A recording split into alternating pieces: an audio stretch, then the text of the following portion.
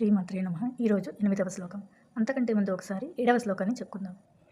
కార్పణ్యదోషోపహత స్వభావః పృచ్ఛామి త్వాం ధర్మసమ్మూఢచేతాః యచ్ఛ్రేయస్యాన్నిశ్చితం బ్రూహి తన్మే శిష్యసేహం షాధి మాం త్వాం ప్రపన్నం. 8వ శ్లోకము. నహి ప్రపశ్యామి మమాపనుద్యాత్ యచ్చోకముచ్ఛోషణమింద్రియాణాం అవాప్య భూమాపసపత్నవృద్ధం రాజ్యం సురాణామపి చాధిపత్యం.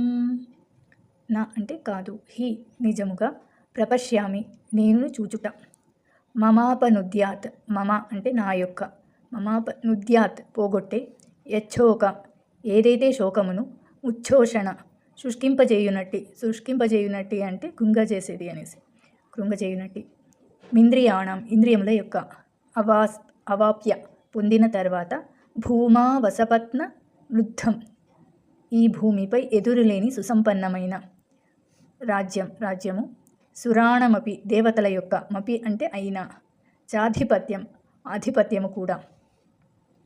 నా ఇంద్రియములను శుష్కింపజేస్తున్న ఈ శోకమును పోగొట్టే ఉపాయం ఏదీ తోచడం లేదు.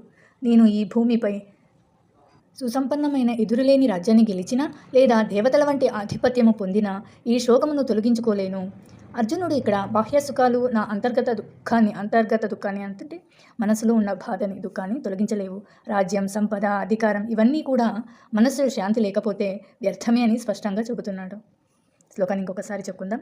నహి ప్రపశ్యామి మమాపనుద్యాత్ యచ్చోకముచ్ఛోషణమింద్రియాణాం అవాప్య భూమావసపత్నవృద్ధం రాజ్యం సురాణామపి చాధిపత్యం.